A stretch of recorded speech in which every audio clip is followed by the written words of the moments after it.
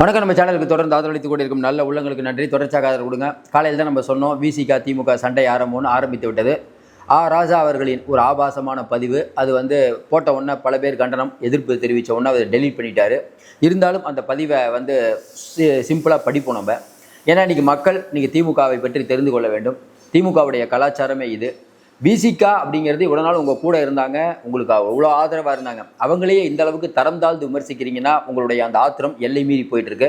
நான் காலையில் சொன்னது நடந்ததா? நான் காலையில் சொன்னேனா இல்லையா? இவங்க 2 பேருக்கு சண்டை எழுதி வச்சுக்காங்கன்னா இப்போவே சண்டை ஆரம்பித்து விட்டது.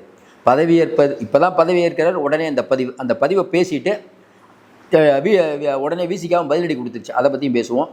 அப்புறம் திமுக கூட்டணியில் இருக்கக்கூடிய மற்றொரு கட்சி அதுவும் இன்றைக்கி ஸ்டாலினுக்கு ஒரு இடியை இறக்கியிருக்கு. பார்த்துட்டு இருக்க மக்கள் சொல்லுங்கள், ராஜா அவர்கள் இதற்கு முன்பு பேசிய பேச்சு, திமுகவுடைய பேச்சு எவ்வளோ தரந்தாழ்ந்த பேச்சுக்கள் அப்படின்னு நான் பேச ஆரம்பித்தோடனே நீங்கள் ஒவ்வொருத்தரை பற்றி கமெண்ட் போடுவோம், இவங்க மோசமாக பேசியிருக்காங்கன்னு.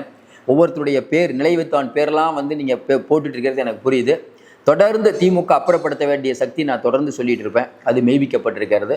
அவருடைய பதிவை பார்த்துட்டு பேசுவோம்.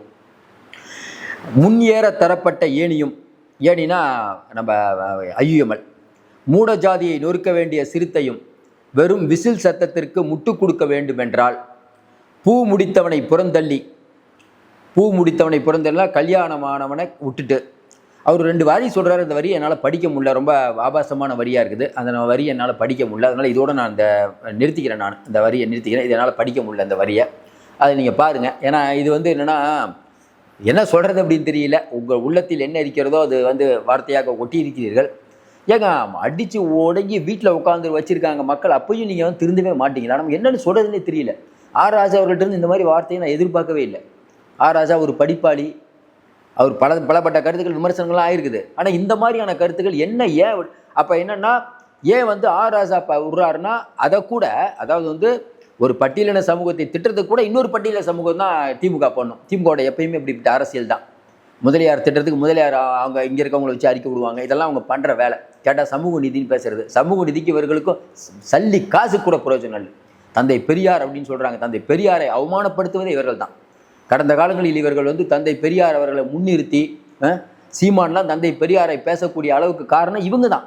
எதை எடுத்தாலும் திராவிட மாடல் தந்தை பெரியாரை முன்னால் கொண்டு வந்து நிறுத்திக்கிட்டு அவருடைய கொள்கைகளை புறந்தள்ளி விட்டு ஒரு மோசமான ஆட்சியை நடத்தி விட்டு இன்றைக்கெல்லாம் நீங்கள் பேசுகிறீங்க. எல்லாத்துலேயும் கமிஷன், கரப்ஷனு, பார்ட்டி ஃபண்டு காசு எவ்வளோ அசிங்கமாகுது. உடனே கலைஞர் செய்திலையும் சன் செய்திகளையும் விஜய் கட்சிக்காரங்க பாருங்கள் ஃபேக்காக பண்ணுறாங்க, ஆய்வு பண்ணுறாங்க, அது பண்ணுறாங்க.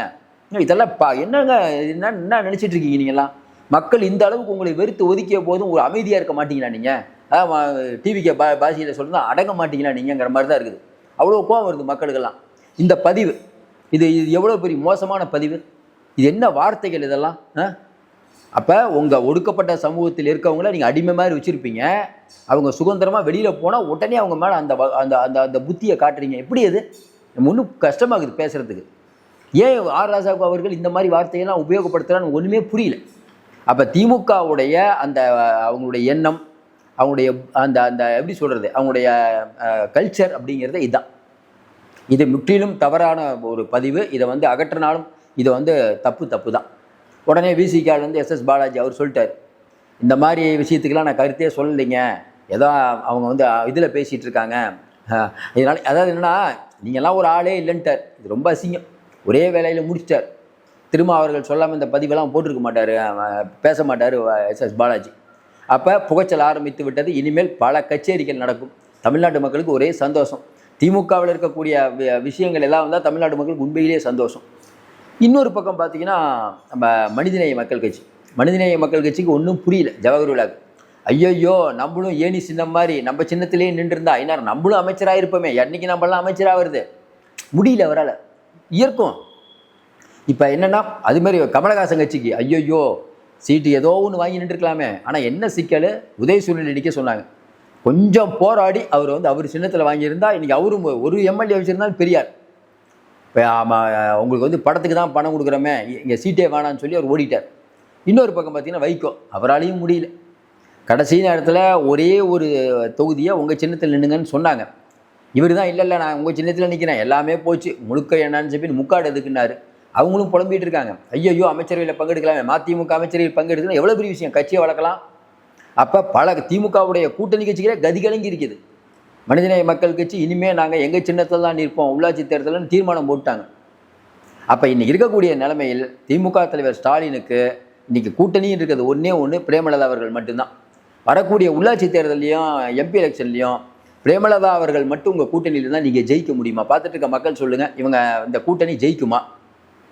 இப்படிப்பட்ட சூழ்நிலையில் விசிகா அப்படிங்கிற ஒன்றுக்கு இன்றைக்கி வந்து பதவி கொடுத்ததன் வழியாக ஐயுஎம்எல் இதுவரை, அதாவது இந்திய தொலைக்காட்சிகளில் முதல் முறையாக மாதிரி வரலாற்றிலே முதல் முறையாக நம்ம வந்து பிராமணர்களுக்கு எல்லா சமூகங்களுக்கும் ஒரு உள்ள வந்து ஒரு இடம் கொடுத்துருக்காங்க. இதுதான் உண்மையிலேயே சமூக நீதிக்கான ஆட்சி. வெறுமான வந்து தந்தை பெரியார் கொள்கைங்கிறது பிராமண எதிர்ப்பு அப்படின்னு இவங்க தொடர்ந்து சொல்லிட்டு இருக்காங்க. ஏன்னா பிராமணர்களையும் நல்லவங்க இருக்காங்க, சரி எல்லா கம்யூனிட்டியும் நல்லவங்களும் இருப்பாங்க, கெட்டவங்களும் இருப்பாங்க. அவங்களுடைய செயல்பாடை பாருங்கள். ரமேஷ் அங்கே போட்டிருக்காருன்னா அமைச்சர் ரமேஷ் அவர்களுடைய செயல்பாட்டை பாருங்கள், அமைச்சர் வெங்கட்ராமனுடைய செயல்பாட்டை பாருங்கள், இன்றைக்கி இருக்கக்கூடிய சிஎம் அவர்களுடைய செயல்பாட்டை பாருங்கள். அதை விட்டுட்டு மத ரீதியாக அவங்களை பேசினால், இதை பேசி தான் இந்த ரேஞ்சில் வந்து உட்காந்துருக்கீங்க. இன்னும் நீங்கள் வந்து இப்படியே மாதிரி பேசிட்டு இருந்தீங்கன்னா வெகுஜன மக்களால் விரோதம் வாங்குங்க. அதையும் தாண்டி இன்னொன்று கேட்குறோம், ஆராஜா அவர்கள் பதிவை போடுறதுக்கு உங்களுக்கு இந்த மாதிரி வார்த்தைகளை தவிர வேறு வார்த்தை கிடையாதா? கடந்த காலங்களில் இதே மாதிரி சர்ச்சையான பதிவுகளை நீங்கள்லாம் போட்டு தான் வாங்கி கட்டிங்க. அப்பையும் ஏன் இந்த மாதிரி இருக்கீங்க? அப்போ சிவாஜி கிருஷ்ணமூர்த்தியிலிருந்து ஆரம்பித்து மேலே இருக்கக்கூடிய உதயநிதி அவர்கள் பேசிய பேச்சு என்ன? எடப்பாடி பழனிசாமி சசிகலா அவர்கள் காலில் எப்படி விழுந்தாருன்னு அவர் நடித்து காட்டுறாரு. நம்மளால் அதை ஜீர்ணிக்கவே முடியல. எப்படி ஒரு துணை முதலமைச்சர் இந்த மாதிரிலாம் பேசுகிறாரு? அப்போ என்ன உங்கள் உள்ளுக்குள்ளே இருக்குது? என்னங்க புரியவே இல்லைங்க. அப்போ மக்களுக்கு என்ன கோவம்னா, திமுக வந்தாலே கட்ட பஞ்சாயத்து. பார்த்துட்டு இருக்க மக்கள் சொல்லுங்கள், அப்படி தானே மக்கள் நினைக்கிறாங்க. திமுக வந்தாலே ஐயோ பயமாகுதுங்க, அதிமுக வச்சு பரவாயில்லைங்க, ஊழல் தான் பண்ணுவாங்க இவங்க. அப்படி இல்லைங்க, ஒரு பதற்றத்தை ஏற்படுத்தக்கூடிய வகையில் நீங்கள் பண்ணிட்டு இருக்கீங்க. இன்னும் குறிப்பாக சொல்லணும்னா, டிவிக்கு ஒரு ஒரு அறிக்கை விட்டுருக்காங்க, சொன்னதை செய்து விட்டோம். உண்மைதான், ஆட்சியில் பங்கு அதிகாரத்தில் பங்கும். நாங்கள் விஜய் அவர்கள் என்ன சொன்னார், சிஎம் நீங்கள் யார் வந்தாலும் நான் அதிகாரத்தை கொடுப்பேன், அதிகாரத்தை பகிர்ந்தளிக்கப்பட்டுள்ளது. இதுக்கு மேலே அரசியல் அப்படிங்கிறது இன்றைக்கி இருக்கக்கூடிய சிஎம்ஐ எதிர்த்து நிற்கிறவர்கள் என்னை பொறுத்தவரை நான் பார்க்குற வரைக்கும் ஒரு 20 வருஷம் இவர் அசைக்க முடியாதுன்னு தான் நான் நினைக்கிறேன். அரசாங்கம் நன்றபடியாக போய் கொண்டிருக்கிறது. இந்த அரசாங்கத்தை காயப்படுத்தாமல் இருப்பது நல்லதுன்னு நான் நினைக்கிறேன். இப்போ தான் வந்திருக்காங்க, நிறைய டைம் கொடுங்க அவங்களுக்கு. ஏன்னா ஏற்கனவே நிறையா அரசு இயந்திரங்களை பழுதாக்கி வச்சுருக்கீங்க. அதனால் இன்றைக்கி இருக்கக்கூடிய சிஎம் உடைய புகழ் உயர்ந்து கொண்டே இருக்கிறது. நான் விக்கிரபாண்டியில் அவர் பேசுகிற அன்னையிலேருந்து இதை சொல்லிட்டு இருக்கேன், எழுதி வச்சுக்கோங்க. இவரை அசைக்க முடியாது. தொடர்ந்து நிறைய நம்ம அண்மை தகவலை தந்துட்டுருக்கோம், நிறைய கருத்துக்களை சொல்லிகிட்டு இருக்கோம். தொடர்ந்து ஆதரவு கொடுங்கள். இன்றைக்கி இருக்கக்கூடிய சூழ்நிலையில் அடுத்து வந்து முக்கியமான லைவ் ஒன்று பேச போகிறோம். மீண்டும் சந்திப்போம். நன்றி, வணக்கம்.